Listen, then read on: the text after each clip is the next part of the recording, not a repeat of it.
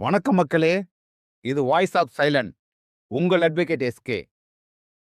சாமானியன் குரலாகவும், தமிழக வெற்றிக் கழகத்தின் கடைசி தொண்டனாகவும் உங்களோடு. மக்களே, ஏற்கனவே கடைசியா நான் சொல்லியிருந்ததோட தொடர்ச்சி தான் இப்ப நான் உங்கள்ட்ட பேசப் போறேன்.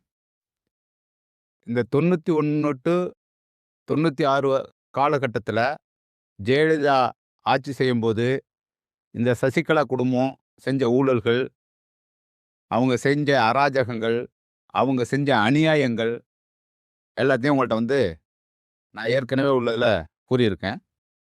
இப்ப இவங்க செஞ்ச ஊழல்ல ஒரு சில விஷயங்கள் தான் அவங்க ஆட்சியில இருக்கும்போது நமக்கு தெரிய வந்தது. மற்ற ஊழல்கள்லாம் எப்ப தெரிய வருதுன்னா, இந்த 96 காலகட்டத்திலிருந்து 2001ல ஆட்சி அமைக்கிறாங்கல்ல, அவங்க வெளிக்கொண்டு வரும்போது தான் மற்ற ஊழல்கள் எல்லாமே தெரிய வந்தது. இப்ப அந்த 96 காலகட்டத்திலேருந்து 2001 வர யாரு ஆட்சி செஞ்சா, அவங்க எப்படி அந்த ஆட்சிய அமைச்சாங்கங்கிறத ஃபர்ஸ்ட் ஒரு இன்ட்ரோவா உங்கள்ட்ட நான் சொல்லிக்கிறேன். ஏற்கனவே சொன்னது மாரி, ஒரு சைடு ரஜினி அல, ஒரு சைடு பார்த்தீங்க அப்படின்னா, ஆ இவங்களோட ஊழல் இதெல்லாம் வச்சு, அந்த அகோர பசியில இருந்த அந்த திமுக எலக்ஷன்ல நிக்கிறாங்க. அதுல திமுக 173 தொகுதியிலயும், தமிழ் மாநில காங்கிரஸ் 39 தொகுதியிலயும், கம்யூனிஸ்ட் 8 தொகுதியிலயும், ஃபார்வர்ட் பிளாக் 1 தொகுதியிலயும், மொத்தம் 234 தொகுதியில 221 தொகுதியில தனி பெரும்பான்மையா அவங்க ஆட்சி அமைக்கிறாங்க. ஆட்சி அமைச்ச உடனேயே மக்கள்லாம் நினைச்சது, ஆஹா! புது ஆட்சி வந்துருச்சு. இவங்க பண்ண எல்லா ஊழலையும் அவங்க வெளியில கொண்டு வருவாங்க. அப்படின்னு மக்கள் எதிர்பார்த்துட்டு இருக்க சமயத்துல சொல்லுவாங்க.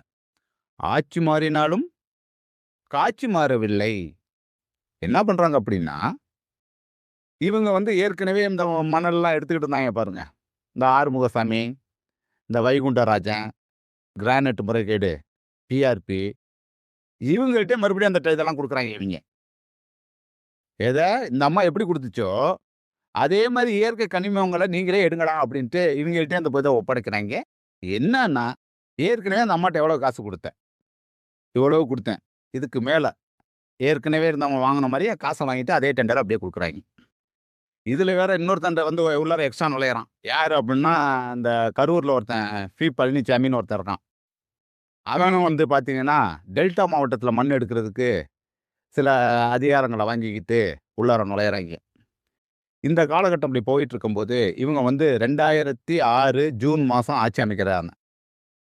டிசம்பர் 7ஆம் தேதி என்ன பண்றாங்க அப்படின்னா, ஜெயலலிதாவ அரெஸ்ட் பண்றாங்க. எந்த வழக்குல அவங்க அரெஸ்ட் பண்றாங்க அப்படின்னா, இந்த ஊராட்சி ஒன்றியத்துக்கெல்லாம் பார்த்தீங்கன்னா, ஒவ்வொரு ஊராட்சி ஒன்றியத்துக்கும் கலர் டிவி, வண்ண தொலைக்காட்சி குடுத்ததுல ஆல் ஓவர் தமிழ்நாடு 45,000 டிவி குடுத்துருக்காங்க. இதுல முறைகேடுன்ட்டு, இதுதான் அவங்க மேல போட்ட கேஸ். ஃபர்ஸ்ட் கேஸ் கவர்ன்மெண்ட் அவங்கள அரெஸ்ட் பண்றதுக்கான கேஸ் சுப்பிரமணிய சுவாமி குடுத்த கேஸ். அது தனி ட்ராக்ல போயிட்டு இருக்கு. டான்சி இதெல்லாம் தனி ட்ராக்ல போயிட்டு இருக்கு. இவங்க ஸ்டேட் கவர்ன்மெண்ட் போட்டு, லஞ்ச ஒழிப்பு துறையில வருமானத்துக்கு அதிகமா சொத்து சேர்த்ததா வழக்கு பதிவு பண்ணி, அன்னைய காலகட்டத்தில பார்த்தீங்கன்னா, ஒரு 66 கோடி வருமானத்துக்கு அதிகமா சொத்து சேர்த்தாங்க அப்படின்னு இந்த அம்மாவ அரெஸ்ட் பண்றாங்க. எப்ப? 1996 டிசம்பர் 7ஆம் தேதி. பண்ணி 30 நாள் உள்ள வைக்கிறாய்ங்க. 30 நாள் உள்ள வச்சு, அதுக்கப்புறம் அந்த அம்மா என்ன பண்ணுதுன்னா, பெயில்ல வந்துர்றாங்க. இந்த காலகட்டத்தில என்ன பண்றாய்ங்க அப்படின்னா, அவங்க மந்திரி சபையில உள்ள மந்திரிகள் மீது, ஒவ்வொருத்தன் மீதும் தனிப்பட்ட முறையில வழக்கு, சிறப்பு நீதிமன்றத்தில வழக்கு போடுறாங்க. அதுல மிக முக்கியமா பார்த்தீங்கன்னா, இன்னைக்கு தாவேக்கால வருவாய்த்துறை அமைச்சரா பணியாற்றிக்கிட்டு இருக்க செங்கோட்டையன் மீது போக்குவரத்து ஊழல். அதே மாரி பார்த்தீங்கன்னா, செல்வ கணபதி. அவன் அவன்லாம் கேடு கெட்டவன். ஏன் அப்படி சொல்றேன் அப்படின்னா, அவன் பண்ண ஊழல கேட்டீங்கன்னு வச்சுக்கங்களேன், காறிக்கிட்டு துப்புவீங்க நீங்களே. இந்த சுடுகாட்டுல கூர அமைக்கிறாய்ங்க பாருங்க. அந்த தகர சீட்டு வாங்குறதுல ஊழல் அவன். அதுக்கு அடுத்து பார்த்தீங்க அப்படின்னா, முத்துசாமி. சுகாதாரத்துறை அமைச்சரா இருக்கும்போது, மருந்து வாங்குறதுல, மருத்துவ உபகரணங்கள் வாங்குறதுல முறைகேடு. அந்த ஆளு அப்படியே ஜம்ப் பண்ணி அதுக்கப்புறம் திமுகவுக்கு வந்துட்டாரு. அது வேற கத. அப்புறம் கண்ணப்பன். இது மாதிரி ஒரு லிஸ்ட்டு பாட்டுக்கு நீண்டுகிட்டே போகுது. கிரான்சி வழக்கில் பார்த்தீங்கன்னா மிக முக்கிய குற்றவாளிகளா யார் இது பண்ணுறாங்க அப்படின்னா ஜெயலலிதா, சசிகலா, சுதாகரன் மற்றும் இளவரசி. இது ஒரு தனி ட்ராக்கு. அதில் வந்து பார்த்தீங்கன்னா வண்ண தொலைக்காட்சி வாங்கின முறையத்தில் வந்து ஆக்சுவலி என்னன்னா இந்த 91, 96 காலகட்டத்தில் அப்போ அமைச்சராக வந்து ஆர்.எம். வீரப்பன் இருக்காரு. அவரை வந்து 94 டு 95 காலகட்டத்தில் இந்த அம்மா வந்து பதவி நீக்கம் பண்ணிடுது. ஆனால் இந்த வண்ண தொலைக்காட்சி வாங்கின ஊழலில் அவரையும் வந்து ஒரு குற்றவாளியாக சேர்க்குறாங்க. குற்றவாளியை சேர்த்து எல்லாமே சிறப்பு நீதிமன்றத்தில் வழக்கு எல்லாமே கொண்டு போய் இவங்க சேர்த்துட்றாங்க. இவங்க வந்ததுக்கான வேலையை செஞ்சு முடிச்சதா மக்கள்கிட்ட ஒரு ஃபோக்கஸ் காட்டிடுறாங்க. ஊழலை நாங்கள் ஒழிச்சிட்டோம், ஊழல்வாதிகள் எல்லாத்தையும் தூக்கி உள்ள வச்சிட்டோம் அப்படின்னு ஒரு ஃபோக்கஸ் பண்ணுறாங்க. இந்த காலகட்டத்தில் பார்த்தீங்க அப்படின்னா இன்னைக்கு அம்மா மக்கள் முன்னேற்ற கழகம்னு ஒருத்தர் வச்சுட்டு அலையிறாருல, எதுக்கு எடுத்தாலும் கூவார். விஜய் ஓடி போனாரு, இவர் தான் பின்னாடியே போய் பார்த்துட்டு இருந்தார். விஜய் ஓடினதை வந்து இவர் தான் பின்னாடி ஓடி பார்த்தவர். எதுவாக இருந்தாலும் எந்த விஷயமா இருந்தாலும் அந்த ஆள் சொல்றது பார்த்தீங்க அப்படின்னா அவர் சொல்ற என்ன விஷயம் சொல்றாரோ அதற்கு நம்ம எதிர்மறையா அந்த விஷயத்தை எடுத்துக்கணும். கூவிக்கிட்டே தான் இருப்பான் அவன். அது யாருன்னா தினகரன், அம்மா மக்கள் முன்னேற்ற கழகத்தின் நிறுவனர் தினகரன். இவர் என்னன்னா கர்நாடகாவில் வந்து இன்ஜினியரிங் படிக்கிறாரு, சிவில் இன்ஜினியரிங். ஆனால் கேட்டீங்க அப்படின்னா என்னமோ அம்மாவுக்கு பாதுகாப்பு கொடுக்கறதுக்காக நான் அங்கேருந்து பஸ் பிடிச்சி கிளம்பி வந்ததா சொல்லுவார். அங்கே படிக்கல, காலேஜை விட்டு துரத்திட்டாங்க. அவரோட எஜுகேஷன் குவாலிஃபிகேஷன் பார்த்தீங்கன்னா வெறும் +2 தான். ஆனால் இவர் அம்மாவோடய பயணிக்கிறார். அம்மாவோடய படிக்கும்போது சில திட்டங்கள் திட்டுறாங்க. பிரம்மானந்தம் என்ன பண்ணாரு அப்படின்னா ஏற்கனவே உள்ள இதில் வந்து சொன்னேன் உங்கள்கிட்ட.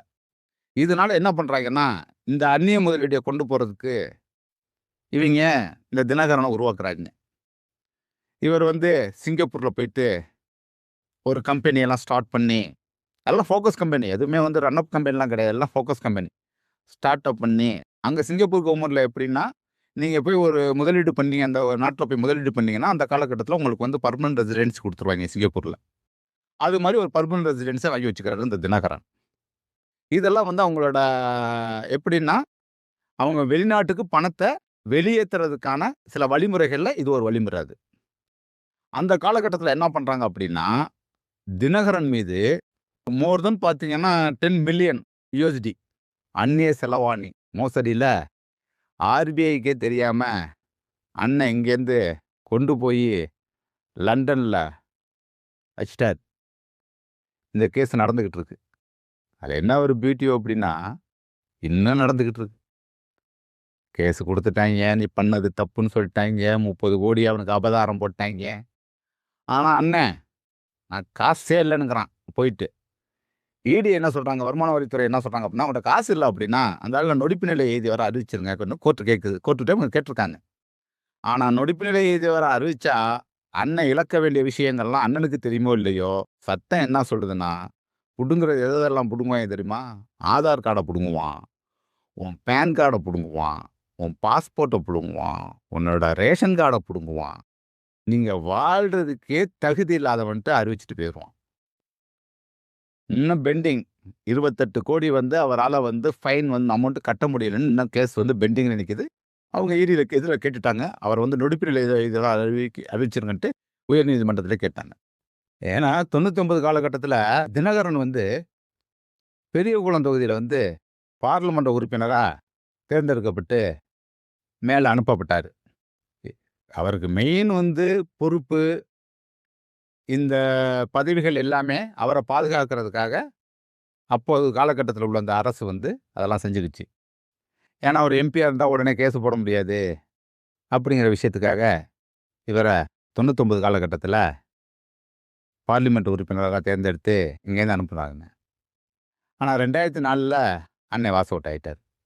அடுத்தவர் 2017 காலகட்டத்தில் ஆர்கே நகர் தொகுதியில் நிற்கிறார். ஆர்கே நகர் தொகுதி அது ஒரு அசைன்மெண்ட்டு ஜெயிக்க வச்சு இங்கே கொண்டாந்து உட்கார வச்சு இவர் சிஎம் ஆயிடுவார், இந்த மந்திரி சபை நடக்கும் தான் இவங்களோட அசைன்மெண்ட்டே. ஆனால் அங்கே பார்த்தீங்கன்னா எல்லா மினிஸ்டரும் எல்லாமே எல்லா நல்லவங்களும் ஐயக்கன்னு சொன்னால் தான் கோச்சுக்குவாங்க. எல்லா நல்லவங்களும் அங்கே போய் வேலை செய்கிறாங்க. யார் விஜயபாஸ்கராக இருக்கட்டும், நம்ம எடப்பாடி பழனிசாமியாக இருக்கட்டும், அவர் தங்கமணி எல்லாம் உளுந்தடிச்சு யாரை தினகரனை வந்து எப்படியா இருந்தாலும் ஆர்கே நகரில் ஜெயிக்க வச்சிடணும் அப்படிங்கும்போது தேர்தல் ஆணையத்துக்கு முறைகேடா அவங்க வந்து எலெக்ஷனை கண்டெஸ்ட் பண்றாங்க அப்படிங்கும்போது தேர்தலை நிப்பாட்டிடுறாங்க. தேர்தலை நிப்பாட்டினோன்னா உள்கோஷ்டி பூசல் எல்லாம் உருவாகும்போது, இந்த இரட்டை இலை சின்னத்தை முடக்கிறதுக்காக அண்ணன் என்ன பண்றாரு? இவர் தான் பெரிய அறிவாளி ஆச்சே. என்ன பண்றாரு? ஒரு 50 கோடி சுகேஷ் சந்திரசேகர் அவன் பேரு. அவன் பெங்களூர்காரன் அவன்.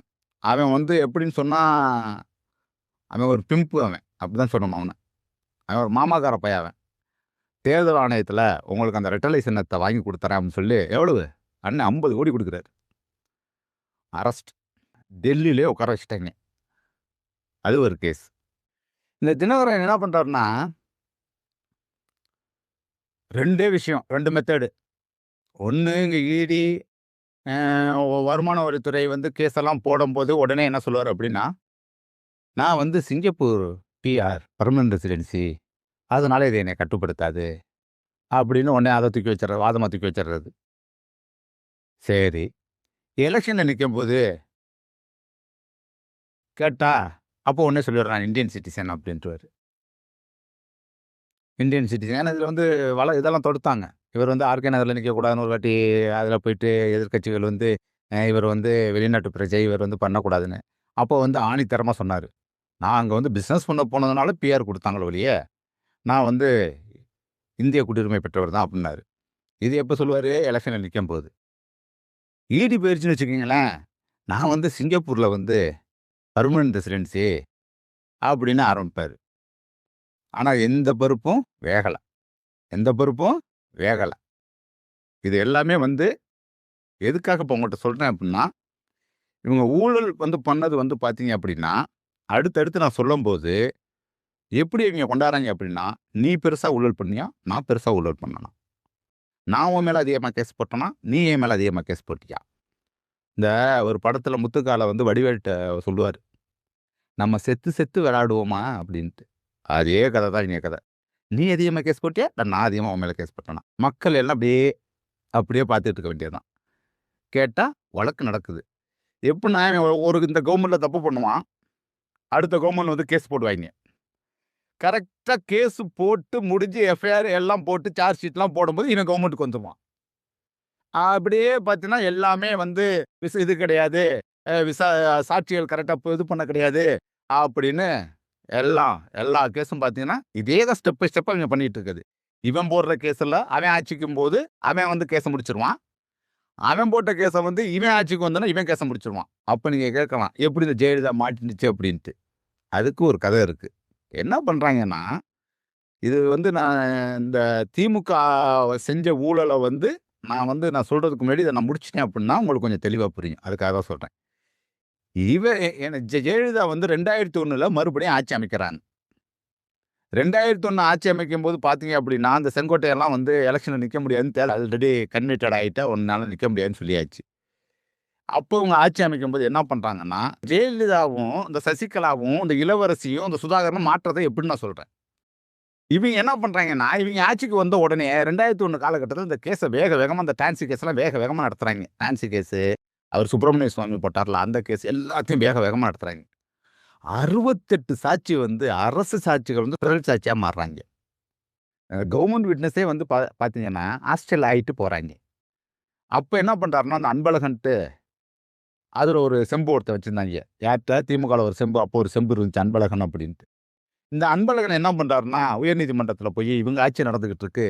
இங்க வந்து கேஸ நடத்துனா, ஒரு நியாயமான ஒரு தீர்ப்பு கிடைக்காது அப்படின்னு சொல்லி இவர் போட்ட உடனேயே, அப்ப என்ன பண்றாங்கன்னா, உச்சநீதிமன்றம் கேஸ நேரா ட்ரான்ஸ்ஃபர் டூ கர்நாடகாவுக்கு மாத்துறாங்க.